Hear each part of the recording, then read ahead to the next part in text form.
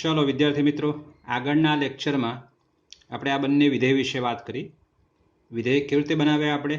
તો cos x બરાબર a છે અને sin x બરાબર b છે। તો તમે x શું લઈ શકો? અને આપણે જોયું કે x એ ધન વાસ્તવિક સંખ્યા પણ લઈ શકાય અને x એ ઋણ વાસ્તવિક સંખ્યા પણ લઈ શકાય છે, બરાબર ને? ઘડિયાળના કાંટાની દિશામાં તો x ઋણ આવશે અને ઘડિયાળના કાંટાની વિરુદ્ધ દિશામાં તો x ધન આવશે અને એ પ્રકારે નક્કી કર્યું કે x બિલોંગ્સ ટુ r છે। એટલે તમે cosને જો વિધેય લઈ લો તો એનો પ્રદેશ r લઈ શકો અને સહપ્રદેશ તો r લેવાય જ। cosનો વિસ્તાર કઈ રીતે નક્કી કર્યો કે આપણે આ એનું મૂલ્ય નક્કી કર્યું। બે એનું મૂલ્ય શું શક્ય છે? તો સૌથી મોટામાં મોટો એ 1 હોઈ શકે, મતલબ જમણી બાજુએ, અને ડાબી બાજુએ -1 હોઈ શકે। એટલે એનું મૂલ્ય -1 +1 એની વચ્ચે હોઈ શકે। એટલે એ બરાબર તો cos x છે, એટલે cos x નું મૂલ્ય પણ -1 +1 અથવા એની વચ્ચે હોઈ શકે। માટે cos x નો વિસ્તાર સમૃદ્ધ અંતરાલમાં -1 થી 1 અને પ્રકારે sin x બરાબર b માટે નક્કી કર્યું આપણે કે ભાઈ ત્યાં પણ x તમે બિલોંગ્સ ટુ r લઈ શકો।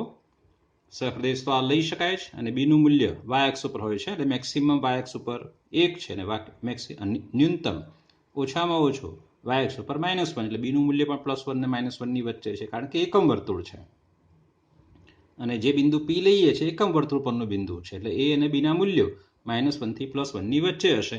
મતલબ cos x અને sin x ના મૂલ્યો અને વિધેયના મૂલ્યનો ગણ એટલે જ વિસ્તાર, એટલે કે વિસ્તાર સમૃદ્ધ અંતરાલમાં -1 થી 1 છે, બરાબર છે।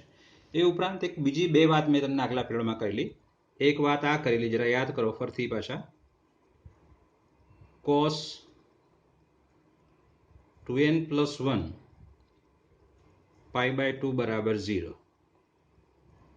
અને બીજી વાત કરેલી સાઇનની કે sin nπ બરાબર 0। આ અયુગ્મ સંખ્યા દર્શાવે છે, હે ને? cos π/2 એ પણ 0 છે, cos 3π/2 એ 0 છે, cos 5π/2 એ 0 છે, cos 7π/2 એ પણ 0 છે, અથવા cos -π/2 એ પણ 0 છે, અથવા cos -3π/2 એ પણ 0 છે, અથવા cos -5π/2 એ પણ 0 છે। એ પ્રકારે નક્કી કરેલું આપણે।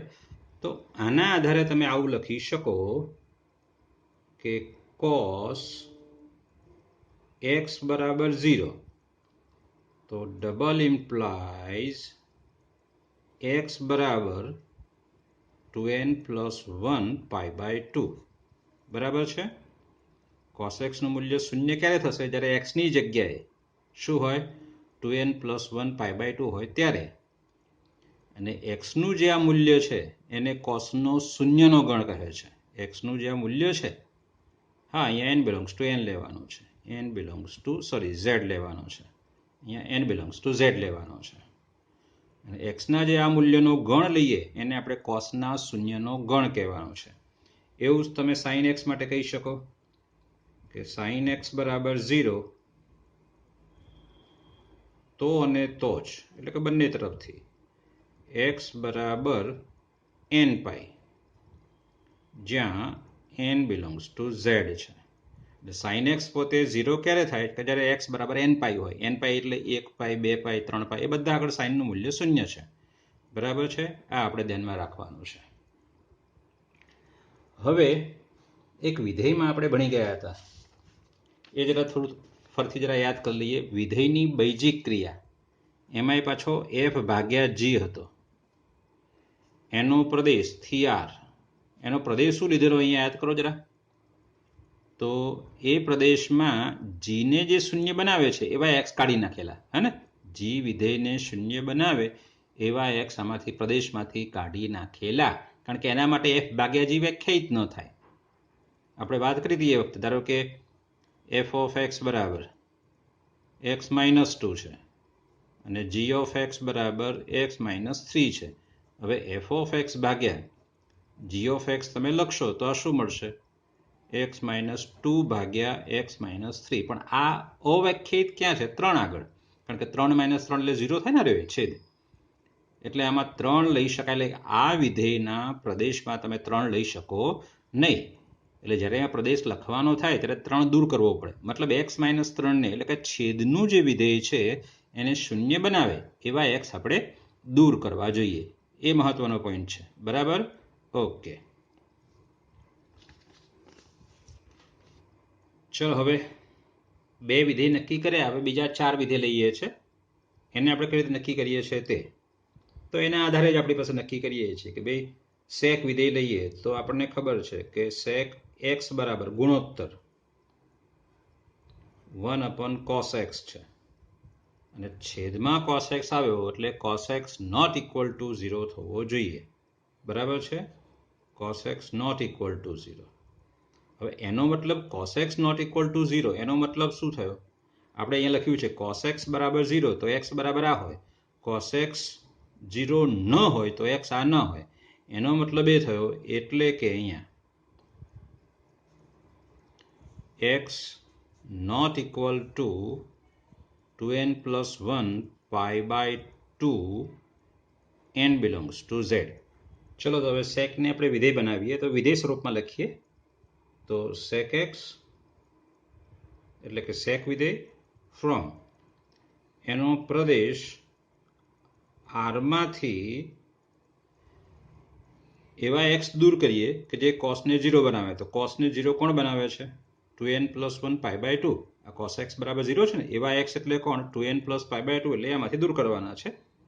એટલે 2n plus 1 pi by 2 આમાંથી દૂર કરો જ્યાં k belongs to z છે. આ આખો ગણ દૂર જ કરી દેવાનો છે. આરમાંથી આખો ગણ દૂર કરી નાખ્યો આપણે, મતલબ બધી સંખ્યાઓ દૂર કરી. જે અયુગ્મ pi by 2 છે બધા આરમાંથી દૂર કર્યા. હવે સહપ્રદેશ તો તમે આ લઈ શકો અહીંયા. આ સેક વિધેય થયું છે. પછી કોસેક વિધેય કોસેક x શું કરશું? કોસેક એટલે 1/sin થાય એટલે sin 0 ક્યાં છે? sin x 0 તો x બરાબર n પાઈ આગળ. તો આરમાંથી આપણે આ n પાઈ બધા દૂર કરવાના. n પાઈ જ્યાં n belongs to z, જ્યાં n belongs to z છે થી r. એટલે કોસેક વિધેયનો પ્રદેશ આ થયો.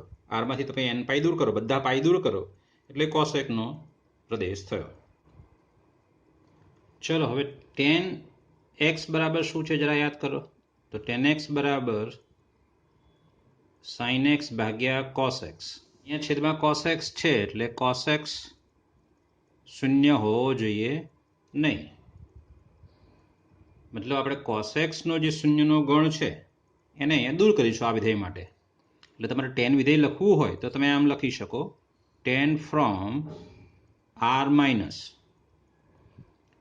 શું બાદ કરીશું? cos x ને જે 0 બનાવે, cos x ને 0 બનાવે એવા x બાદ કરીશું. એટલે કોણ છે તો 2n plus 1 pi by 2 જ્યાં n belongs to z. આરમાંથી એ બાદ કર્યો. હવે સહપ્રદેશ. સહપ્રદેશ શું લેશું? r. આપણને ખ્યાલ છે એ પ્રકારે. ચલો એ પ્રકારે હવે આપણી પાસે ખબર છે કોટ શું છે તે આપણને યાદ છે. કોટ x બરાબર યાદ કરો તો cos x ભાગ્યા sin x. અહીંયા છેદમાં sin x આવ્યો એટલે sin x not equal to 0 હોવો જોઈએ. મતલબ sin x ને 0 બનાવે છે એવા x કોણ છે? n પાઈ. એટલે જ્યારે કોટને આપણે વિધેય લખીએ છીએ ત્યારે આ રીતે લખાશે કોટ ફ્રોમ r માઇનસ k પાઈ જ્યાં એટલે n પાઈ, k પાઈ ના બદલે n પાઈ, n પાઈ જ્યાં n belongs to z. n પાઈ અથવા k પાઈ કોઈ પણ લખી શકાય.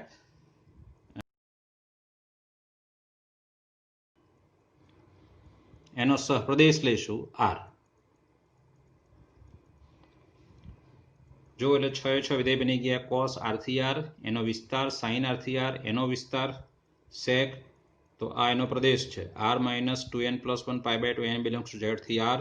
અને એ પ્રકારે cosec, એ પ્રકારે tan વિધેય અને એ પ્રકારે આપણું આ cot વિધેય છે.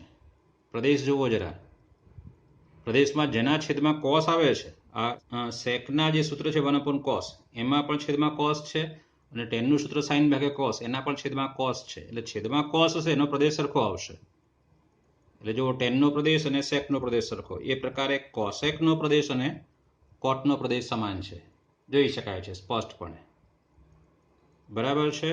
ઓકે. હવે આના વિસ્તાર sec, cosec, tan અને cot એના વિસ્તાર બાકી રહ્યા. આ વિસ્તાર તો નક્કી કર્યા આપણે. બરાબર છે. હવે આ બંનેના વિસ્તાર અને આના વિસ્તાર શું થશે તે જોઈએ આપણે. ચલો જુઓ જરા, મેં અહીંયા કોસ અને સાઇનનો વિસ્તાર બનાવ્યો છે સંખ્યા રેખા પર. -1 +1 અને એની વચ્ચેનો ભાગ એ કોસ અને સાઇનનો વિસ્તાર છે. ઓકે, હવે હું કોસેક અને સેકનો વિસ્તાર શોધવા જઈ રહ્યો છું. એના મૂલ્યો શું આવે તો આપણને ખબર છે કે કોસનો વ્યસ્ત અને 1/cos x એ સેક છે. મતલબ કોસના મૂલ્યના વ્યસ્ત મૂલ્યો એ સેકના મૂલ્યો આવશે. બરાબર છે? ચલો મિત્રો, મેં અહીંયા કોસનો વિસ્તાર બનાવ્યો છે, જુઓ જરા, -1 થી +1માં. હવે હું સેકનો વિસ્તાર શોધવા જઈ રહ્યો છું. ઓકે, ચલો, કોસની કિંમત -1 તો સેકની કિંમત -1 આવશે, કારણ કે સેક એટલે શું? 1/cos x છે. એટલે અહીંયા જે લખીશું એના વ્યસ્ત મળશે. સારું, ચલો, -1/2 તો એનો વ્યસ્ત અહીંયા -2, -1/3 એનો વ્યસ્ત -3, -1/4 એનો વ્યસ્ત -4. એમ આગળ વધીએ તો એમ વધતા વધતા -1/10 તો એનો વ્યસ્ત -10. હજુ આગળ વધીએ એમ કરતાં કરતાં -1/1000 તો શું મળે? -1000. એટલે જેમ આ શૂન્ય તરફ જશે, હા ને, કોસેક્સનું મૂલ્ય જેમ શૂન્ય તરફ, અહીંયા વચ્ચે 0 હશે, જેમ તમે આને આમ લઈ જશો 0 તરફ, તેમ આ મૂલ્ય આ બાજુ જશે. જુઓ જરા, -1 -2 એમ આ બાજુ જશે. એટલે અહીંથી તે કોસના આટલા મૂલ્યો, શૂન્ય તરફના બધા મૂલ્યો, એનો વ્યસ્ત આ બાજુ મળશે. હવે શૂન્યથી આ બાજુ જઈએ છીએ 1 તરફ, અથવા 1થી આ બાજુ જઈએ, ચલો ને, તો +1નો વ્યસ્ત તો +1 મતલબ આ મળશે. પછી +1/2નો વ્યસ્ત +2 એટલે અહીંયા આવશે. +1/3નો +3, +1/4નો +4, આ એટલે કે 1 2 3 એટલે આ બાજુ આવશે. સેક એક્સના મૂલ્યો અનંત તરફ આ બાજુ આવશે, એટલે સેક એક્સનો આ મૂલ્યનો ગણ એટલે આ બાજુ આવશે. બરાબર? આમથી આમ લઈ ગયા આપણે. પહેલાં 1 લીધો, પછી 1/2 લીધો, પછી 1/3, પછી 1/4, પછી 1/10, આમ લઈ જઈએ છીએ. તેમ આ મૂલ્યો બધા આ બાજુ જશે આપણી પાસે. હા, આ ખૂબ જ નજીક પહોંચશે, પણ શૂન્ય આગળ નથી લેવાનો, જશે જ નહીં શૂન્ય આગળ, કારણ કે 1/10 લીધો, પછી 1/1000, પછી 1/10000, પછી 1/1 લાખ. એમને એમ ખૂબ જ નજીક નજીક નજીક નજીક જાઓ, બસ એમને જયા જ કરશો, ક્યાંય 0 પહોંચશો નહીં. ને અમે 0નો વ્યસ્ત છે જ નહીં, એટલે આ અનંત સુધી આગળ જ વધશે, આ બાજુ પણ અનંત સુધી આગળ વધશે. એવું જ સાઇનમાં સેમ. સાઇન હોય તો આ કોસેકનો વિસ્તાર છે. એટલે અહીંયા સેકનો વિસ્તાર તમે આવું લખી શકો કે સેકનો વિસ્તાર બરાબર આ બાજુનો ભાગ એટલે કયો? તો -અનંતથી -1 યોગ આ બાજુનો ભાગ એટલે 1 થી અનંત. આ થયો સેકનો વિસ્તાર. અને બીજા શબ્દમાં લખવું હોય બીજી રીતે તો આ રીતે લખી શકાય, r માઇનસ વિવૃતમાં -1 થી 1, કારણ કે વચ્ચેનો ભાગ કાઢી નાખવાનો છે. -1 તેના જવાબમાં છે અને +1 પણ એના જવાબમાં છે. કાઢવાનો કયો છે? માત્ર વચ્ચેનો ભાગ. અને વચ્ચેનો ભાગ એટલે શું? વિવૃત અંતરાલ. એટલે આખા આરમાંથી તમે વચ્ચેનો ભાગ કાઢી નાખો. જો કાઢી નાખ્યો -1 થી 1ની વચ્ચેનો ભાગ, એટલે અંતરાળ વિવૃત છે. જો અહીંયા મેં કોસેકનો વિસ્તાર હવે લખી નાખ્યો છે, r માઇનસ વિવૃતમાં -1 થી 1. સેમ એ જ. કેમ? કારણ કે કોસનો વિસ્તાર -1 થી +1 છે અને કોસનો વ્યસ્ત સેક છે. તો આપણને ખબર છે કે સાઇનનો વિસ્તાર પણ -1 થી +1 જ છે, અને સાઇનનો વ્યસ્ત કોણ છે? કોસેક. તો કોસેકનો વિસ્તાર પણ જે સેકનો વિસ્તાર છે એવો જ સેમ બનશે. r માઇનસ વિરુદ્ધ અંતરાલમાં -1 થી 1 છે. અને હવે ટેનનો અને કોટનો વિસ્તાર આપણે લખવાનો રહ્યો. તો હવે ટેન એ શું છે? તો સાઇન ભાગ્યા કોસનો ગુણોત્તર, અને કોટ શું છે? કોસ ભાગ્યા સાઇનનો ગુણોત્તર છે. તો એ ગુણોત્તર પ્રમાણે ટેનના મૂલ્યો શું શક્ય છે અને કોટના મૂલ્યો શું શક્ય છે એ આપણે જોઈએ છીએ. ચલો જુઓ મિત્રો, મેં અહીંયા એકમ વર્તુળ બનાવ્યું છે અને એના ઉપર બિંદુ P અલગ અલગ સ્થાન લીધું છે. અહીંથી આ માપ એનું A, આ માપ B છે. બરાબર? આ લખ્યું છે મેં. પછી P બિંદુ અહીંયા લઉં છું તો આ માપ A અને આ માપ B થશે. P બિંદુ અહીંયા લઉં છું તો આ માપ A, આ માપ B. તો કેવું થાય છે, જેમ જેમ P ઉપર ખસે છે તેમ એનું મૂલ્ય નાનું બનતું જાય. પહેલા A આટલો હતો, આની અંદર A આટલો બન્યો છે, દેખાય છે? આમાં A આટલો બનશે, આ લઈશ તો એનાથી પણ એનું મૂલ્ય ઘટતું જશે. સામે B, પહેલા B આટલો હતો, હવે B આટલો છે, B વધતો જશે. એટલે આમ જઈએ છે તેમ આપણો A ઘટતો જાય છે અને B વધતો જાય છે. ઓકે, હવે ખબર છે કે આ ખૂણો એટલે શું થાય, x.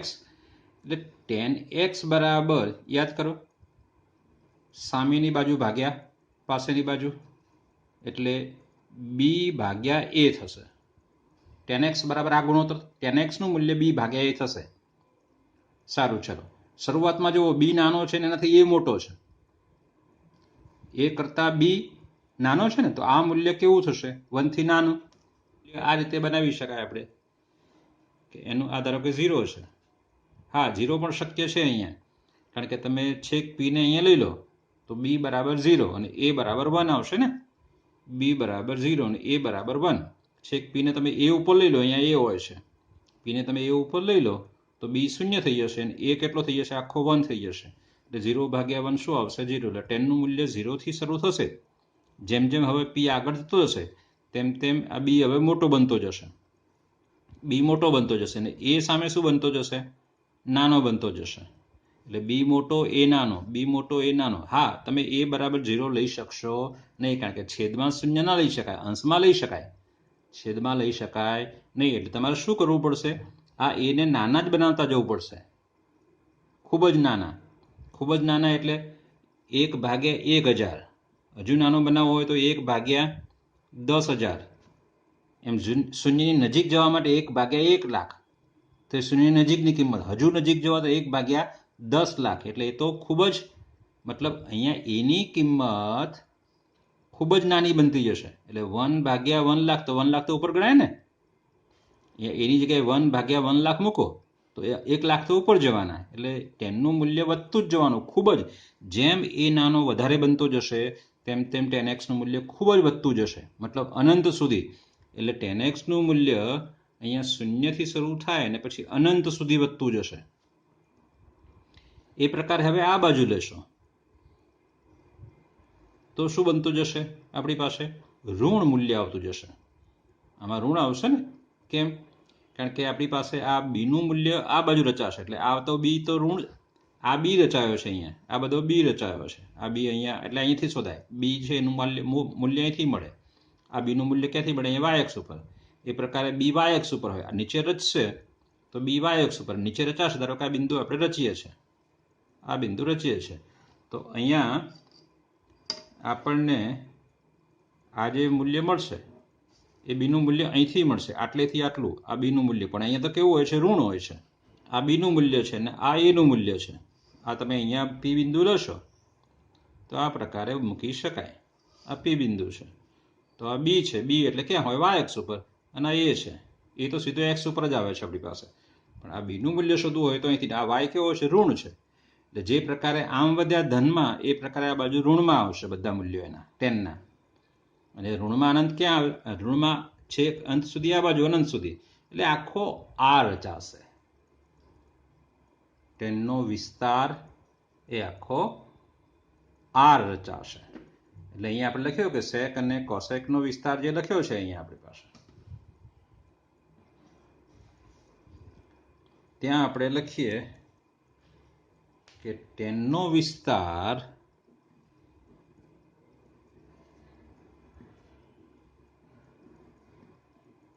બરાબર R છે, અને cot નો વિસ્તાર એ પણ R થશે. કારણ કે cot બરાબર શું, તો આનો ઉલટું, એટલે A ભાગ્યા B, પાસેની બાજુ ભાગ્યા સામેની બાજુ.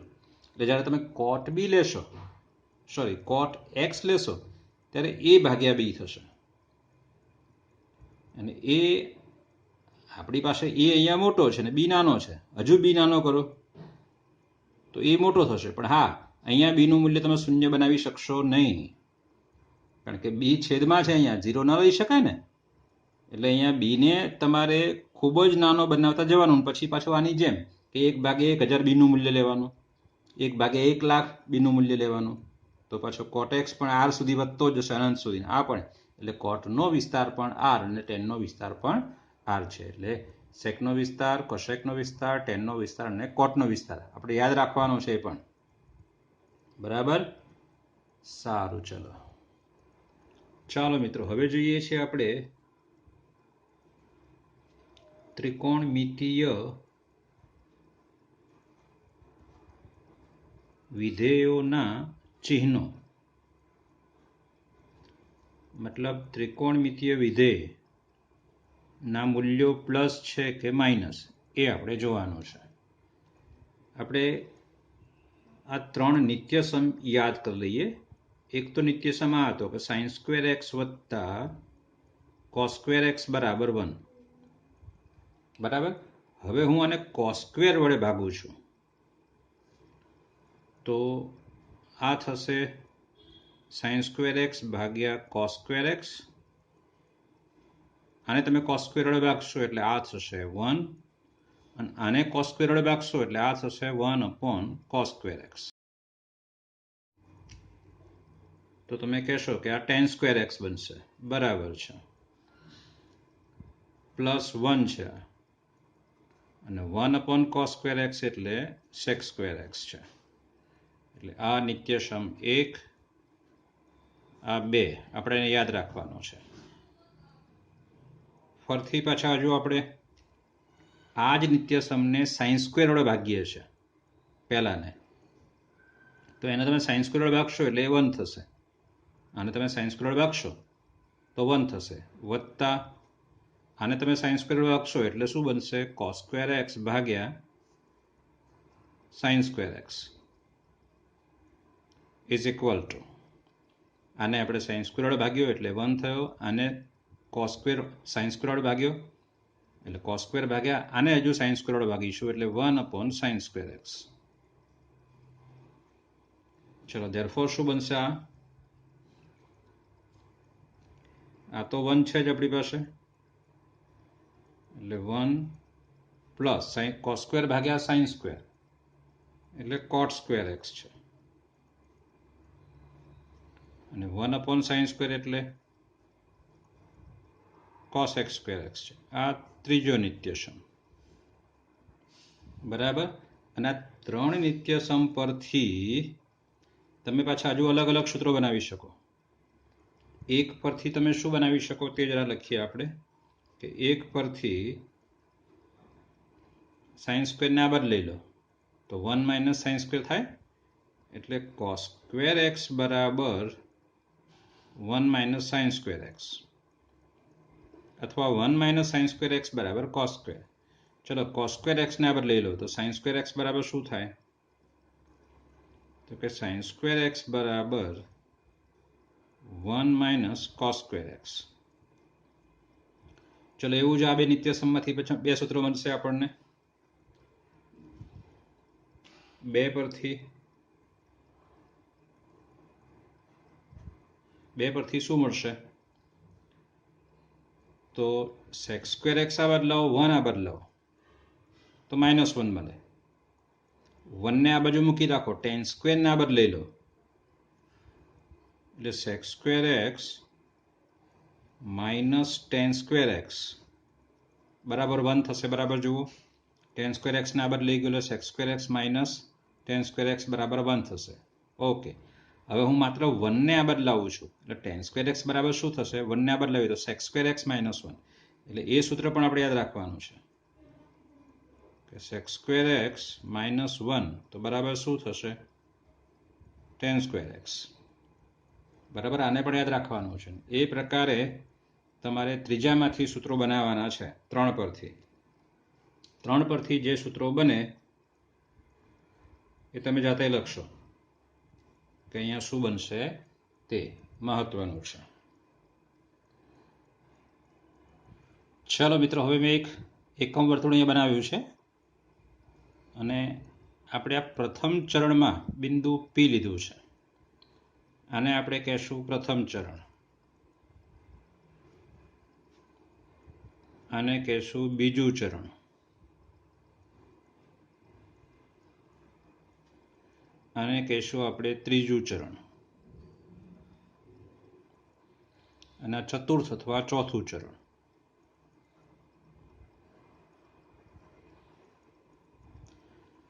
એકમ વર્તુળને આપણે 4 ભાગમાં વહેંચી દીધું છે, એક્સ અક્ષ અને વાય અક્ષથી.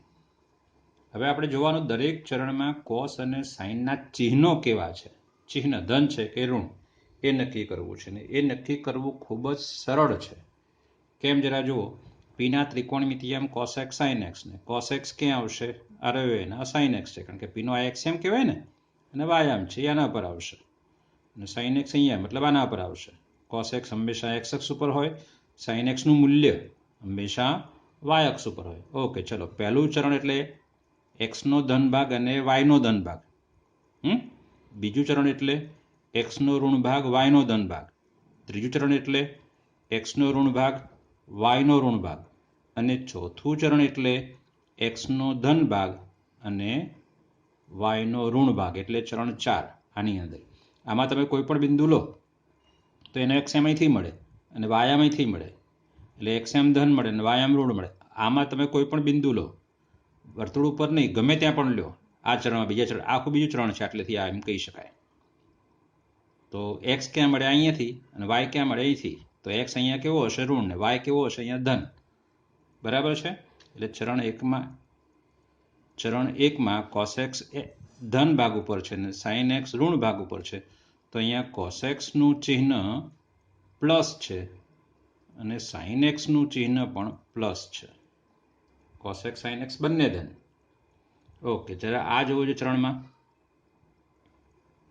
કોસ એક્સ એક્સ અક્ષ ભાગમાં છે, એટલે એક્સ તો અહીંયા ઋણ છે ને, એટલે કોસ એક્સનું ચિહ્ન ઋણ છે અને સાઇન એક્સ આ ભાગમાં આવશે, એટલે સાઇન એક્સ પોતે ધન છે. ચલો આમાં જુઓ જો, ચરણ ત્રીજું, એમાં કોસ એક્સ અહીંયા, કોસ એક્સ હંમેશા એક્સ અક્ષ ઉપર હોય અને સાઇન એક્સ વાય અક્ષ ઉપર હોય હંમેશા. તો એક્સ અક્ષ તો ઋણ છે ચરણ 3માં, એટલે કોસ એક્સનું મૂલ્ય ઋણ છે અને સાઇન એક્સનું મૂલ્ય પણ ઋણ છે, એનું ચિહ્ન પણ ઋણ છે આપણી પાસે. ચલો આ ચરણ 4માં જુઓ જો, કોસ ક્યાં છે, આના ઉપર, ને સાઇન આના ઉપર છે, તો આ તો શું છે, ધન ભાગ, અને આ ઋણ ભાગ છે, એટલે અહીંયા કોસ એક્સનું ચિહ્ન ધન છે અને સાઇન એક્સનું તમે જે મૂલ્ય શોધશો એનું ચિહ્ન ઋણ આવશે હંમેશા. હવે એક બીજી વાત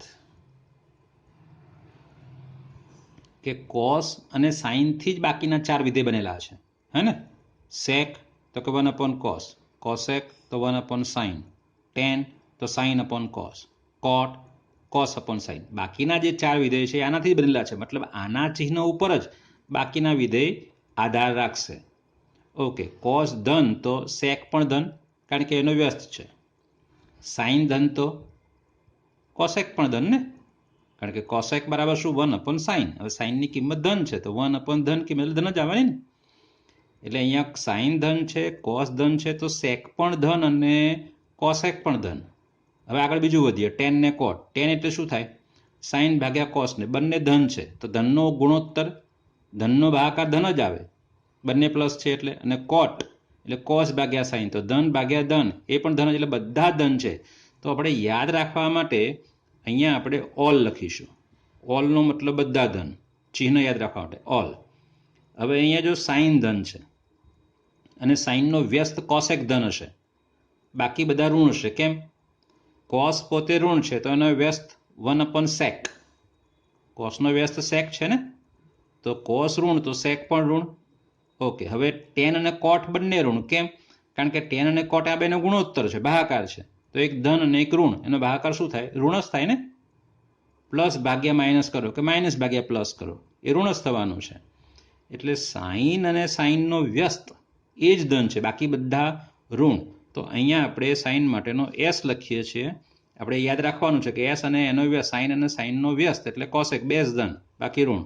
ઓલ એસ, પછી અહીંયા આપણે ટી લખવાનો છે. ટી શા માટે, કારણ કે અહીંયા ટેન અને ટેનનો વ્યસ્ત એટલે કોટ, એ જ ધન થશે. બરાબર જુઓ જો, કોસ ઋણ સાઇન ઋણ, એનો ભાગાકાર ઋણ ભાગ્યા ઋણ એટલે ધન થાય ને, ખબર છે આપણને. -2 ભાગ્યા -4 એટલે માઇનસ માઇનસ પ્લસ 1/2, ધન જ આવે.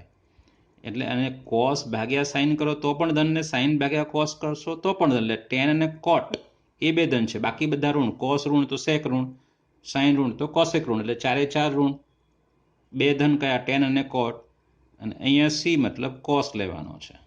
All S T C. જો કોસ ધન છે, કોસ અને એનો વ્યસ્ત સેક એ ધન આવશે અહીંયા, બાકી બધા ઋણ આવશે, કારણ કે એક પ્લસ ને એક માઇનસ એટલે ગુણોત્તર ભાગાકાર પણ શું થશે? ઋણ જ થશે. એ કોટ હોય કે ટેન હોય એ પણ ઋણ જ થશે. સાઇનનો વ્યસ્ત કોસેક એ પણ ઋણ થશે. માત્ર પ્લસ કોણ આવશે? કોસેક્સ અને એનો વ્યસ્ત સેક. એટલે આ પ્રકારે ઓલ એટલે બધા ધન, એસ મતલબ સાઇન અને એનો વ્યસ્ત ધન, ટી મતલબ ટેન અને કોટ ધન, અને સી મતલબ કોસ અને સેક ધન. એટલે આપણે યાદ રાખવાનું છે. પહેલું, બીજું, ત્રીજું, ચોથા ચરણમાં વિધેયોના ચિહ્ન યાદ રાખવાના છે. All S T C. આ રીતે આપણે ચિહ્નો યાદ રાખવાના છે. સારું, ચલો.